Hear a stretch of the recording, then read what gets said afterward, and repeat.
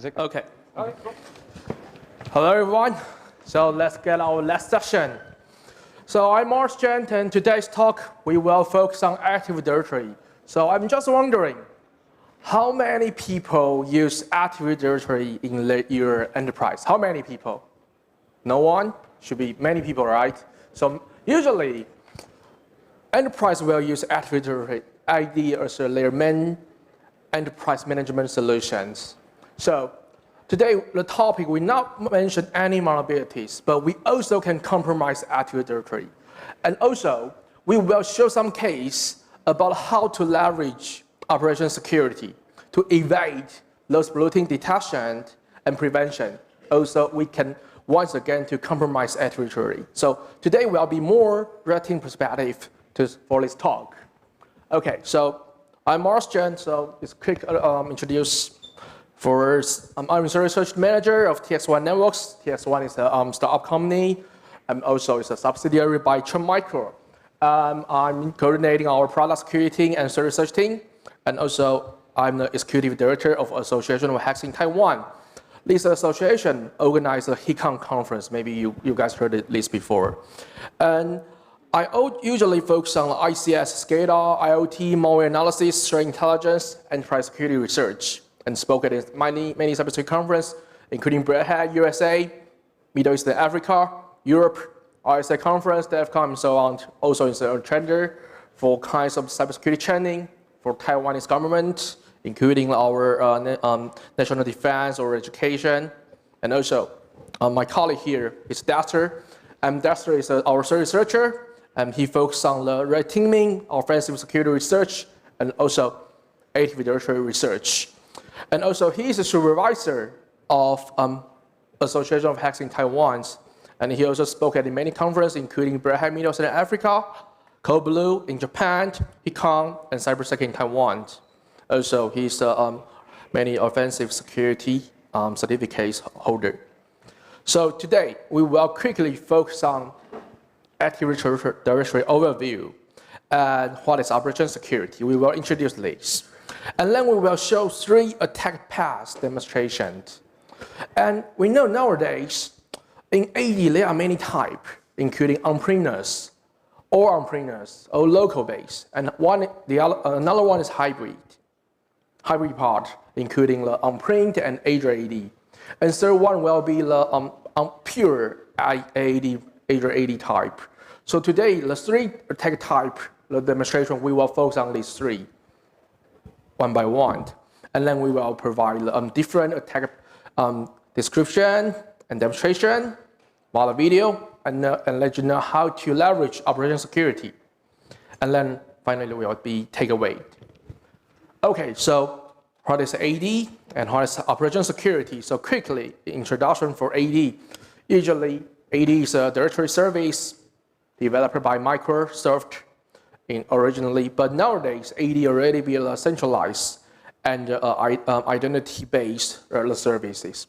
So we're integrating many application service or user management, device management, all in one. So if AD be compromised, they will be dangerous, right? So also there are key features for AD, including the LDAP, including the Microsoft versions, kernel authentication protocol, and DNS. Okay, so here's AD, and why AD is so important, why we mention AD today is because we awareness from rating side, we saw the bulletin guys will say, we are aware of the importance of Active Directory and try to take some corresponding actions to detect and prevent AD attacks. So bulletin guys already have awareness, let's say. And from the rating side, we are just, scared. Bulletin have some preparation for the detecting, for the preventing. Also, but rating also have some weapons for evade those detections. We call this will be operation securities. We will determine it if the friendly actions can be observed by enemy intelligence that can compromise the operations. So we'll be upgrade. So we will layer to describe this operation security concept for Active Directory. So the key concept for operation security is we need to find a way to to align the baseline or prevent or make those detection mechanisms will be failure. Okay, so first things, before we talk about every operation security master, we need to know our procedures for attack on the AD environment, what kinds of risks there. So we need to know this first. Every command, each command line, each behavior we perform it, we need to know what kinds of risk of being detected. And then we can leverage the other different technique in this environment. We call them misconfigurations. We never use vulnerabilities in AD environment because usually those powerful AD attacks or vulnerabilities will be patched very quickly. So we focus on those misconfiguration, those primitive, the Microsoft never be patched. Let's say a feature, they won't be patched. And we will leverage those misconfigurations. We will know what kinds of detection is possible for those different techniques based on misconfigurations and based on behavior. Then we leverage, we build an operation security method. So there is a 3 operation security steps for AD can be. We need to know first things is we need to enumerate the security posture of our target environment, our target AD environment. Everything like recon, like all things. We need to know everything about this AD environment first. And then we will, based on this, we enumerate what kinds of possible detection mechanism or indicator and track will be used in the environment. We may guess, we may evaluate based on the information we get. And then we will try to make those indicators align the baseline is our final goal. Because when those indicators, our attacker behavior for indicator, if can align the baseline, we can make those detection as a normal behavior. So blue team cannot be detecting or responding. It's our final goal for the operation security. But sometimes those misconfiguration may not make rating can align baseline always. So we have some alternative method to replace it. Okay, so it's for operation security. It's our key concept, a key objective for the rating guide. So 3 attack path demo, we will show these 3. This will be on-prem, all on-prem based, but will be some very typical and very complicated architecture. So first things attack. Oh, by the way, the 3 attack demonstration will be a real case. We perform it, we research it on a real and bigger enterprise environment. Okay, so first things, attack will leverage certificate template abuse. This attack will be proposed by the, I remember, will be 2021 in Berghem, USA. And the certificate template abuse, find what kinds of certificate template can be abused and request the certificate. And that, based on this certificate, make sure this certificate can request a client authentication via PK init to get ticket grading ticket for the purpose of authentication. And then attack have a ticket to access domain controller. In this case, will be called that local, will be here, will be called that local domain controller. However, this domain controller have cross-forest trust setting and configurations. And the settings is misconfiguration allowed attack can perform unconstrained delegation to request the TGT from the other domain called ts1.local. So in this moment, attack have a 2 domain controller TGT, and then to access to perform the DC sync with the ts1.local and get the full permission with this both domain in this on-prem environment. So we will show some details description for each technique we use. So first things will be certificate template abuse. So before we abuse this template, we need to know what kinds of certificate server use in their environment. When we check, when we make sure certificate service used in this environment, we find this certificate template. So there are many certificates. Some will be by default when IT guys install this CA service, will have some certificate template. Also, some enterprise will set up their certificate template layer. And we will find some certificate template fit some criteria we can abuse it. What kinds of criteria? For the certificate, we need to find some enrollee supply subject flag is enabled. We want to find some existing permission on the enrollment agent certificate. And also we want to find some attribute subject autonomy to setting on certificate authority. So we will leverage certify this tool proposed by the SpadeOps to find what kinds of certificate we can abuse. And based on this certificate, we get the very existing permission, and we also can leverage this certificate to run the PK-init protocol. The meanwhile is we send the certificate to domain controller, request ticket and ticket back. It's like PK-init over Kerberos. Usually, user will present his password, username and password to get TGT. But now, based on PK-init, user can present a certificate to get TGT back. But however, the lifetime for certificate usually will be 1 year or 2 years. And we also saw the 5 years certificate lifetime in a real enterprise environment. Okay, when we have a certificate, so compromise to domain controller to leverage unconstrained delegation. Here is a very complicated step here for unconstrained delegation. But the key concept for unconstrained delegation is the user will send this AP request, present TGS for access to the IIS service. But however, this step will send forwarded TGT for Windows 10. So Windows 10 will send their own TGT to IIS server. So if attacker compromise IIS and he can get to the TGT, he can dump the TGT.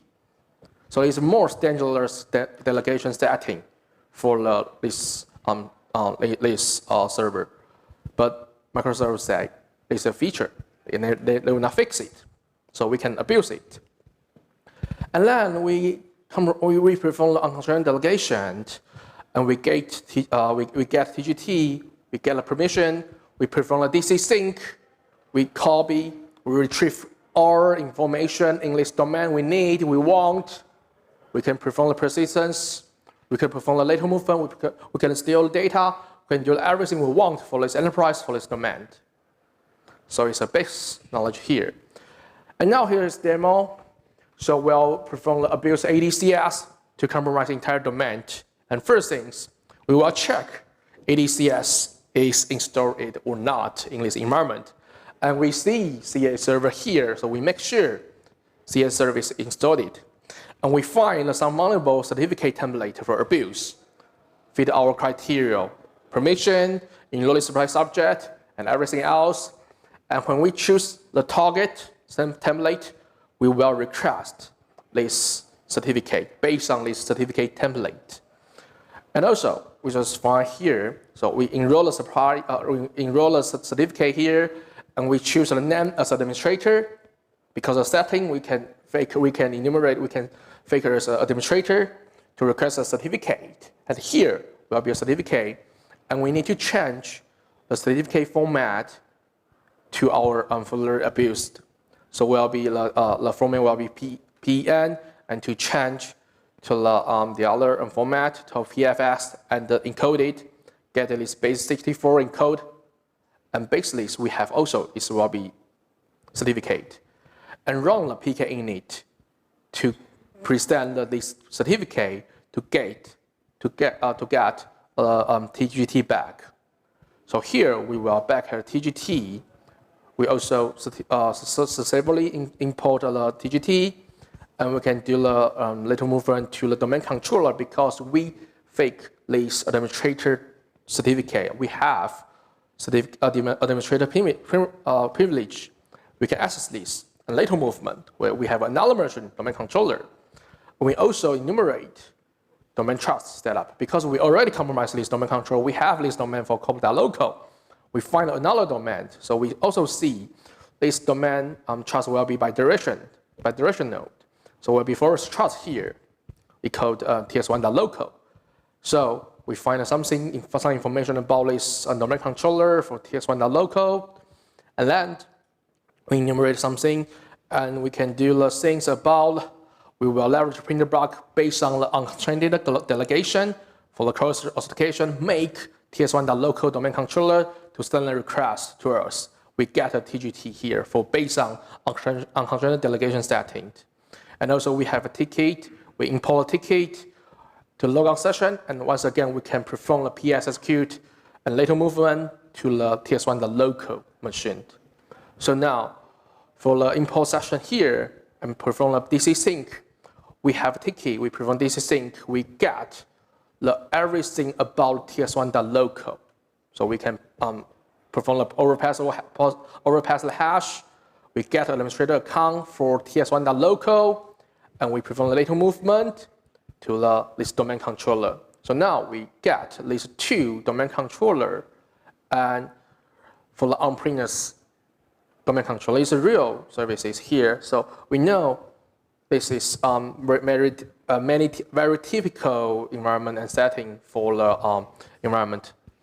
But the question is how to perform the operation security. So first things, attack will use exploit the vulnerable certificate, right, to leverage the Kerberos authentication. So here will be the possible indicator is the defender will monitor the lowest enrollment event for subject or subject autonomy named for the high privilege account. Because the high privilege account and the lowest certificate can be abused, can be requested, they will be monitored from the defender, from the blue team guys. So for the operation security, we can request, we also can still request a certificate, but we more focus on those specific right people, user, or account. For example, we focus on Exchange server, we focus on MS SQL server. We not focus on the administrator or those sensitive account directly. It's autonomy weight for the operation security. And also for the PK init, because user attacker will present a certificate and send a certificate and retrieve TGT back. However, possible indicator will be the certificate information in TGT request will be Windows event 4768. However, this will be happen. So we only can take this risk. We need to know in this AD environment, it's possible or many or rarely there have many certificate requests to while PK init get TGT back. We need to know the behavior that. But if not, if rarely, we need to take a quickly action to perform as we want. And third one will be unconstrained delegation. So unconstrained delegation, use attacker abuse it will be dump TGT back. So will be dump ticket granted ticket. So possible indicator will be ticket dump, will be LSAS, will be SS. So usually LSAS will be heavy monitor on the domain controller because every behavior operation on domain controller, including sensitive information dumping, will be monitored by those blue team guys. So for operation security, we also can dump ticket or information we need, but we just target the specific domain computer, not always focus on domain controller directly. And we can perform this, occupy this domain computer, and perform a later movement or proceed to other place for the, in case or evade the detection. And last one will be DC sync. So many people always heard that DC sync is a very powerful and very awful technique for the AD technique. So basically, DC sync can be dumped the password hash for the of domain accounts. So this indicator will be including the traffic for the DS get and change request from the not whitelisted machine. Not whitelisted machines can be requested. Will be monitored here.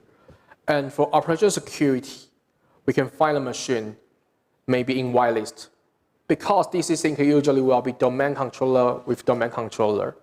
So we just try to compromise some specific machine, maybe be stable misconfiguration, allow in the whitelist to send the domain, DC sync request to the machine.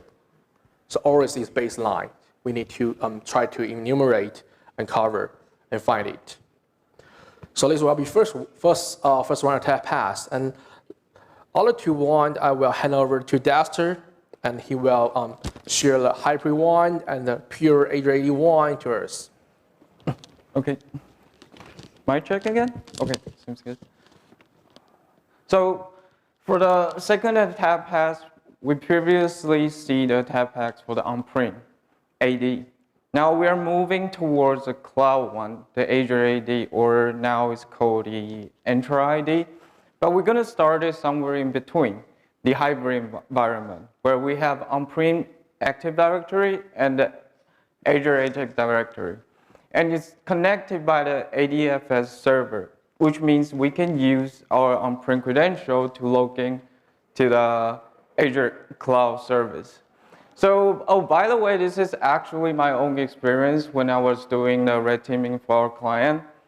And the funny thing is that the story goes like when I was done all the thing with all the hard work, and the blue team, the leader of the blue team gave me a weird smile, say, oh, we already saw all of it. So this is the following operation security concept is from my own experience, what we learned from this process in case when you're doing the red teaming and using the similar technique, you're not going to be in the same situation I had. Okay, so this attack pass goes like this. We started with a password spray where we have the authenticated access to the AD environment, which is the on-prem AD environment. And by compromises domain user, we are able to leverage the permission granted for that user, and that allows us to compromise the ADFS server. So on the ADFS server, the following abuse step is pretty simple.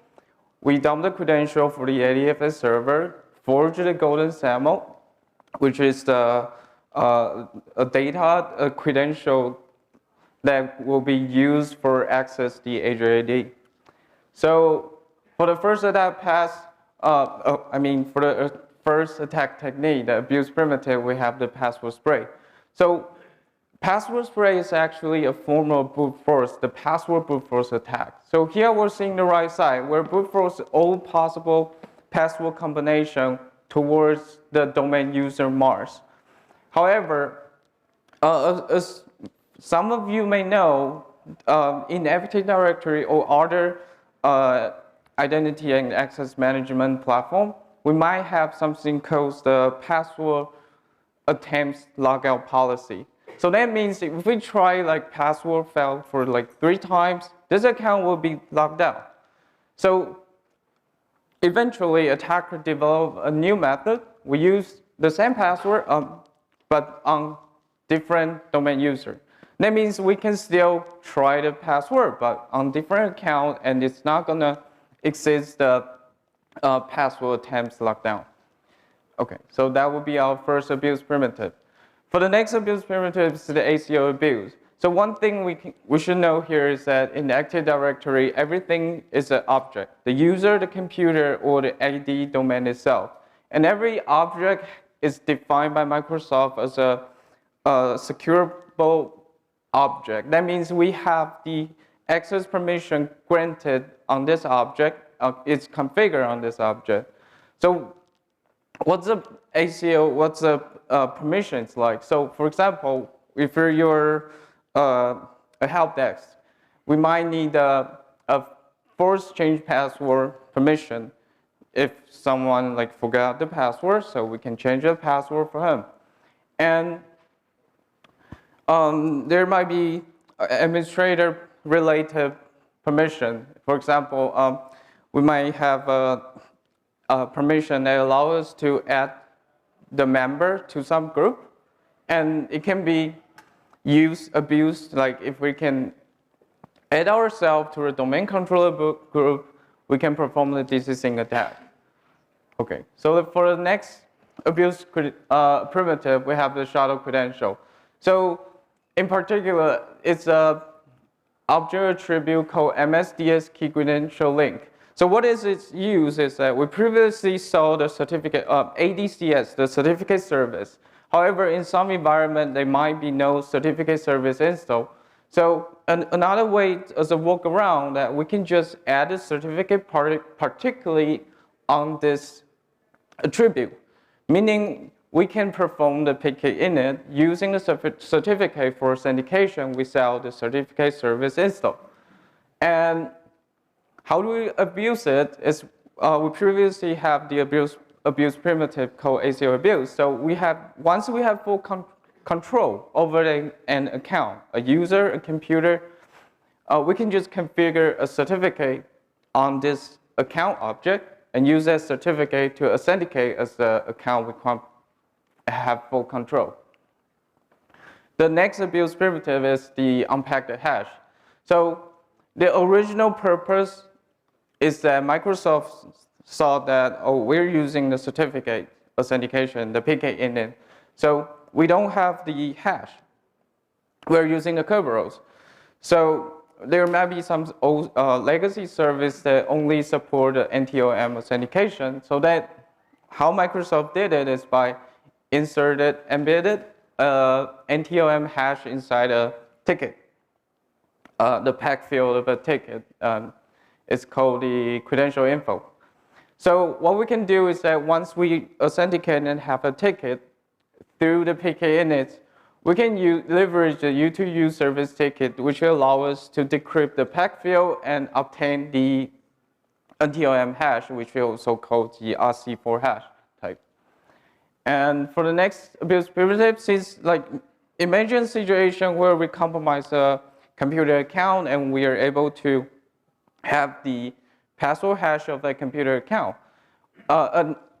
Oh, by the way, the computer account is also considered to be a service account. So we have the opportunity to use an abuse primitive called the silver ticket, where we have the key, the password hash, and it allows us to forge a service ticket and access to the computer, the service, as a high privilege account. So this will be our last abuse primitive, the ADFS golden sample. So there will be several steps. The first step is that we compromise the ADFS server. We're in the system. We're able to dump the credential on the ADFS server, the certificate, and the key. So we're using that credential to forge the SAML token. And the SAML token will be the arbitrary user we can specify. So now we have the SAML token, and it can be used as a cookie. So how it's already often seen, like a textbook example, is that we initiate the ADFS SAML token authentication with arbitrary domain user account, maybe we just compromised earlier, and we're gonna intercept the HTTP request with the maybe like burp.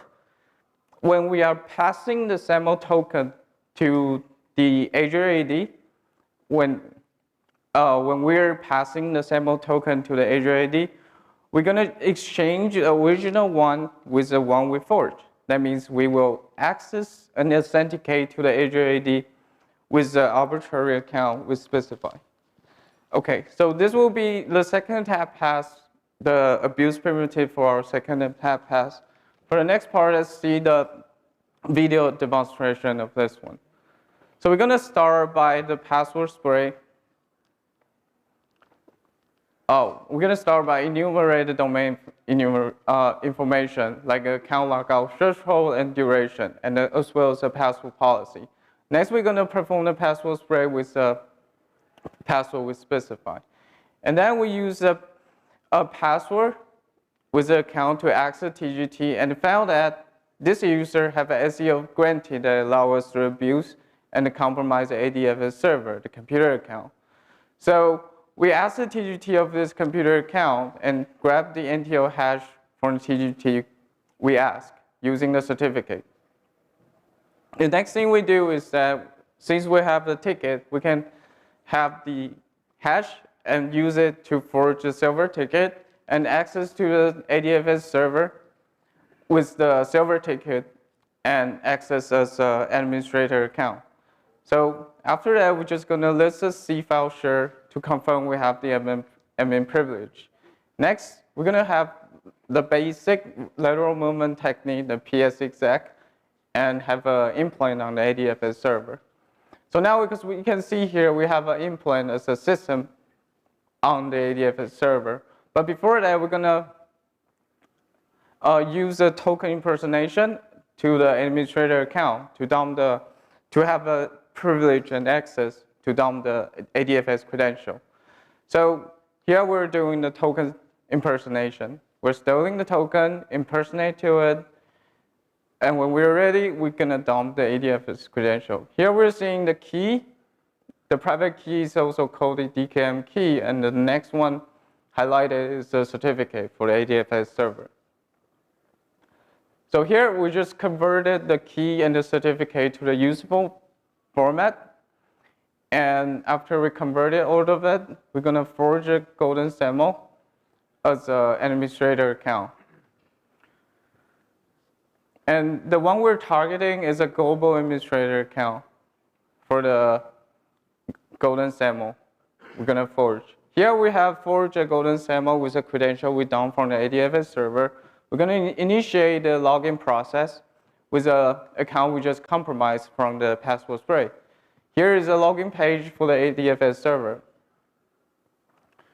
And once we initiate the ADFS login, first we're gonna copy the SAML token. We're gonna intercept it with a burp.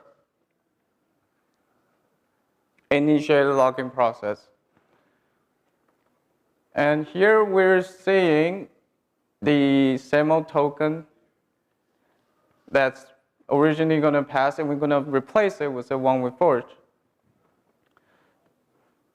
Now, if there's no error, we're going to see we're logging as a global administrator account. And this account is, because we have did some recon before, so this account is global administrator account. Here we're accessing the user's page to list the member, the roles of an administrator account to confirm that we have access. And the user we currently have is a global administrator, has the global administrator role. Here we're accessing the assigned role for the user we just impersonated, and here we are the global administrator. So next we see the operation security. So for the password spray, it's actually pretty simple. We're gonna look at the password policy, the domain configuration for the for like my existing threshold. For example, in this domain, we have the threshold for 5 times, which means that if the failed attempts exist this time, the 5 times, we're gonna have account locked down. So that will be a possible indicator will be in a short period of time, a lot of account got locked down, or there's a lot of logon failure for several accounts. All we can do is that try to extend the time each time we try. So, which will be lower, but it's safer for not being busted.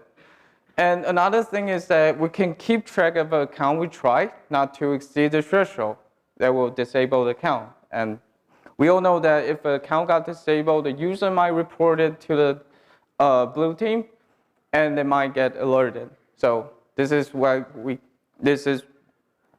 are avoided. And the next thing is the ACL abuse for the shadow credential.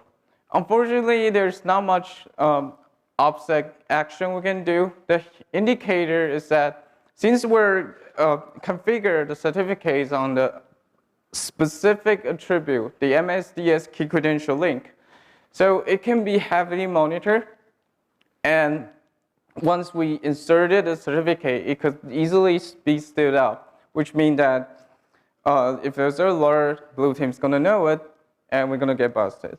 But it's not always true, because some environment is using this as a daily operation. So try to enumerate other computer accounts, see if it has this attribute configured, which will help to decide whether we should use this abuse primitive.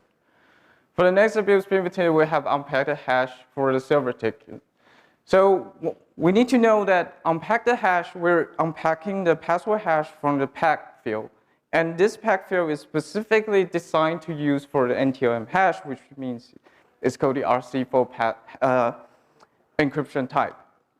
So that means that in some environment, the baseline encryption type for the Kerberos ticket will be maybe in the AES 215 or 128. So using this way for creating the silver ticket could easily stand out because there's very few RC4 encryption type inside the domain. Well, there is some edge case. For example, a cross-domain ticket will be the RC4 ticket, but we're not going to discuss about that. We're focusing mainly for the unpacked hash for the silver ticket. So what we can do if we compromise a computer account or we authenticate as a computer account using the certificate is that instead of using the silver ticket, we can leverage S4U to self. So since we're authenticated as a computer account, and this computer account is the service account, we can initiate the delegation, Kerberos delegation, and specifically it's called S4U to self to have the service ticket with the accounts we specify. In this example, it's the administrator. And in using this way, we can have an encryption type as aligned to the baseline, the environment baseline.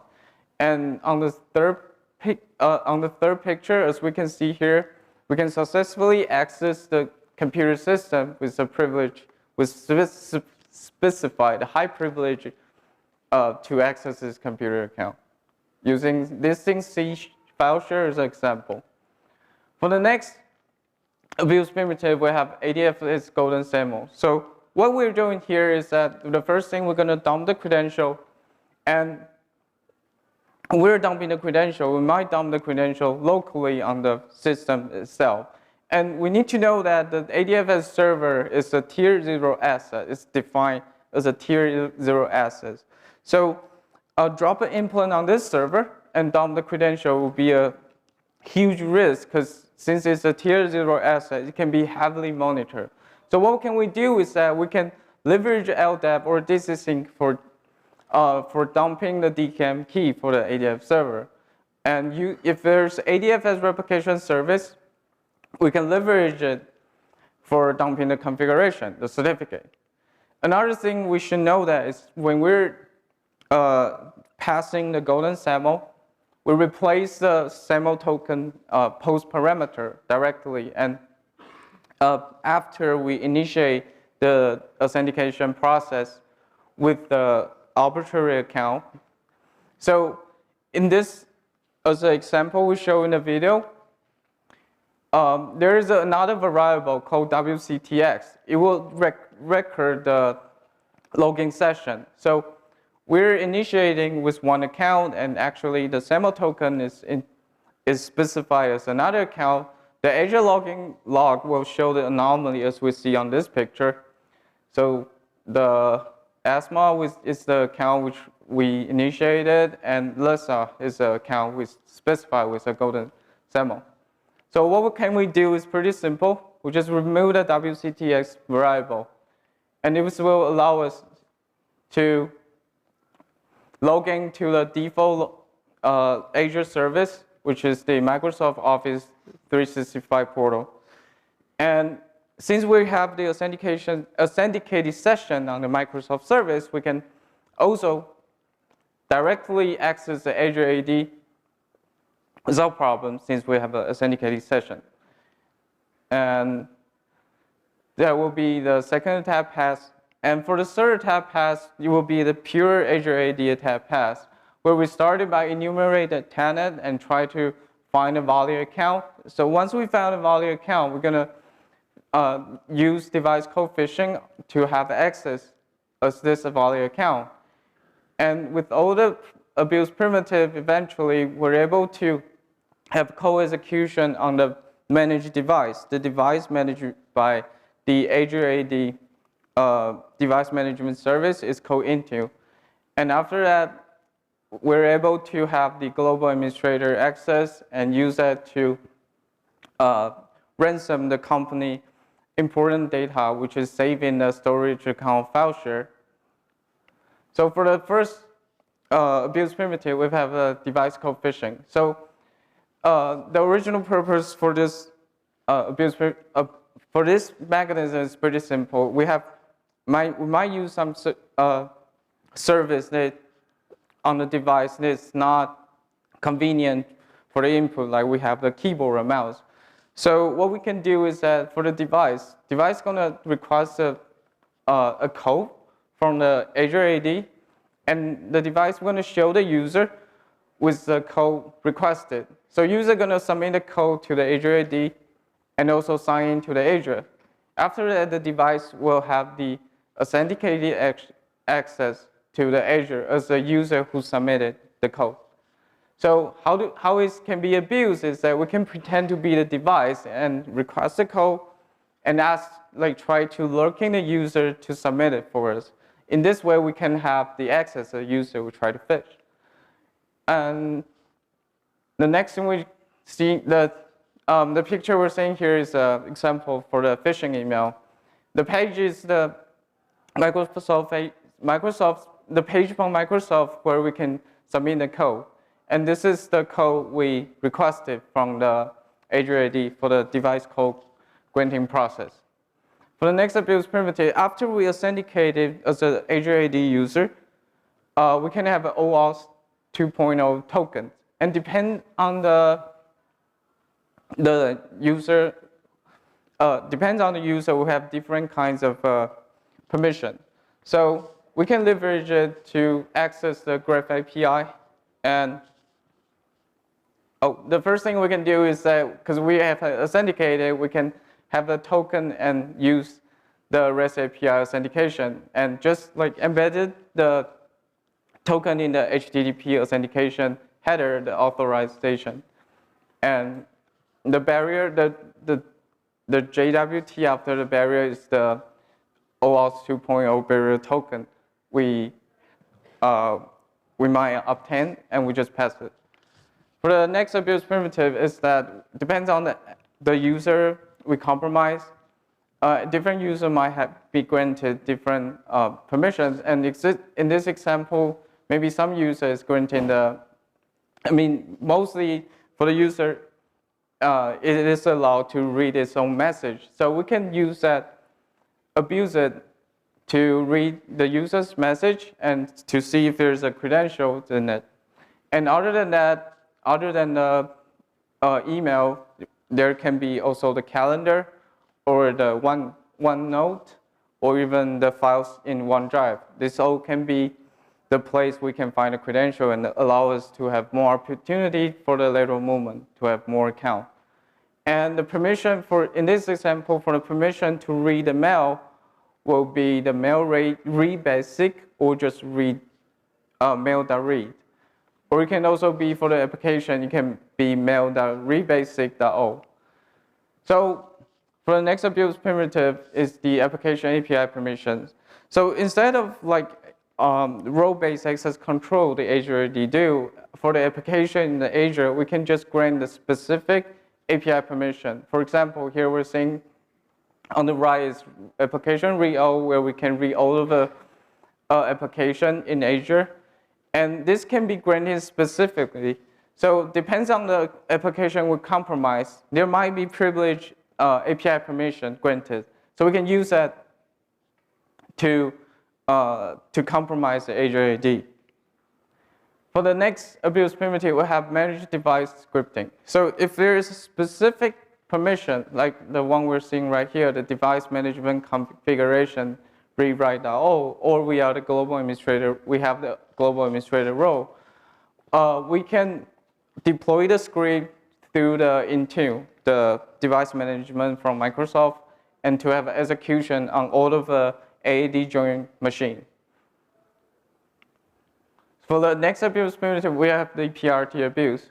So it's actually, the concept is pretty simple. The PRT is a special kind of reverse token, and is used for the single sign-on service.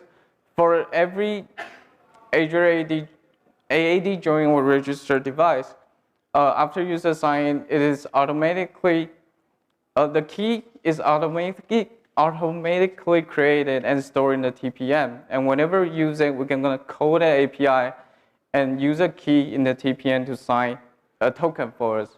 and access the Graph API. So if there is a PRT enable, for the picture on the bottom, we can see the Azure AD PRT, it would say yes. Okay. And for abuse of PRT, the step is going to be started from request announced from the attacker machine, and we're going to execute PRT signing by calling a specific API for the PRT signing on the target victim machine. Since the keys are stored in the TPM, it's not that easy to dump the keys from the TPM. And after we have a PRT, we can just use it on our attacker machine and request the OAuth token and use the Graph API. So here is a video example for this attack path.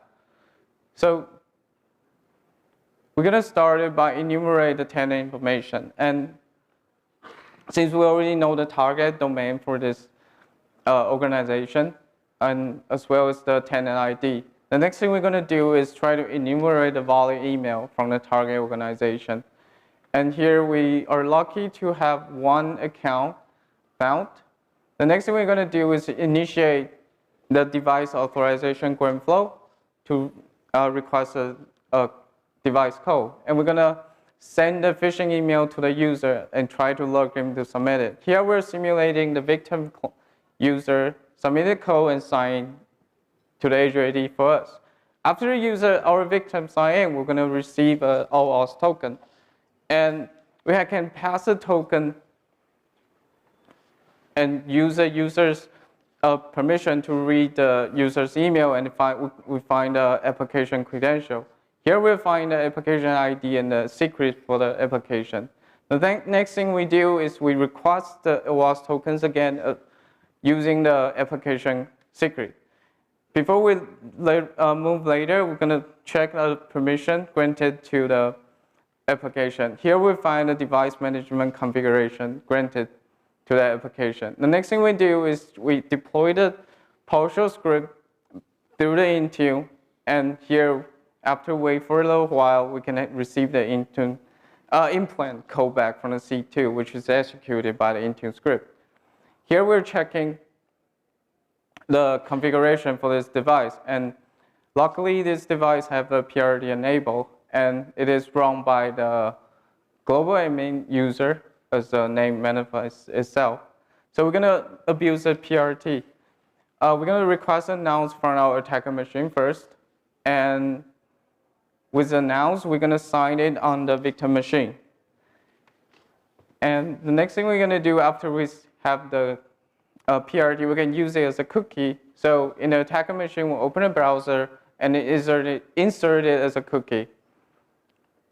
After inserted, we're going to refresh again, and we'll log in as a global administrator.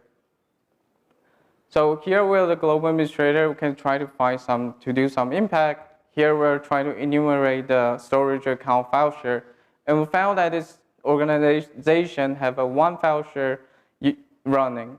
So we're going to follow a formal procedure to mount the file share to our local machine.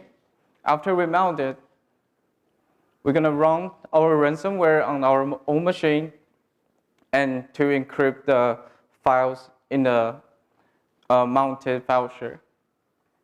So here we just mounted the file share. We're checking if there's anything in it, and we encrypt it. So here's a before and the after for the ransomware execution. There will be our last and third attack path. So let's see the operation security. For the first abuse primitive, we have the device code phishing. So when a user is submitting the device code, the location for the device will be shown on the panel. Here we're saying it's from the Taiwan. So what if this user is actually from the States or is from Japan? So before we ask the device code, we should properly enumerate or try to OSINT user's current location before we ask the device code and send it to the user for phishing. The next thing we can do is that since we're using the email for device code phishing, if the Exchange Online is used by this organization, the mail.protection.outlook.com will be shown in the MS record. That means that if we see the Exchange Online is used, we can try to enumerate and try to test the phishing mechanism, protection mechanism for this email solution before we're actually doing in the operation. The next thing is the passing OAuth 2.0 token and re-email. So depends on the environment, the organization environment, for the how the token is used and for how the token is used for the application. It can be violate the baseline of this organization, and this is something we should be look out for before we actually using the token or read the email or even the files in the OneDrive. For the next abuse primitive is managed by device scripting. So one thing we should know that is that the deploy script will be saved in the Windows path as the path we're seeing on the slides right here. And it can be heavily monitored, and it should be something we should look out for. Or we can use the proxy execution technique, try to lower the chance of being detected. For example, the msbuild.exe. For the next abuse primitive, we have PRT abuse. And for signing the PRT, the primary reference token, we're calling a specific API in the Windows system. So try to look at the common application that will call the API, for example, the Chrome browser or Firefox, the browser, and try to inject to that process before we actually signing and calling the API for the PRT signing. For the next abuse primitive, this is the same abuse primitive. The other thing we should look out for is that when we're using the PRT in the primary refresh token in our own machine, the IP shows will be different from how the user in his own machine. So this is something we should look out. Maybe we can proxy through the implant to use the PRT to access the Azure service. There will be last operation security for our abuse primitive. For the takeaway, we want to say that the abuse primitive is still the main trend for attacking Azure AD and AAD. However, in Azure AD, we're seeing the rapid update for some abuse primitive that Microsoft think is too dangerous. And we don't know what will become in the future, so this is something we should look out for. And the next thing is that at the end of the day, it's a cat and mouse game. So attacker, we're trying to find anything that defender might busted us, and through various data and the event log. And for the defender, when we deploy the detection rules, we should look out that attacker might think like a defender and try to evade it, try to find what's not covered. And that will be at the end of our presentation. Thanks for your attention.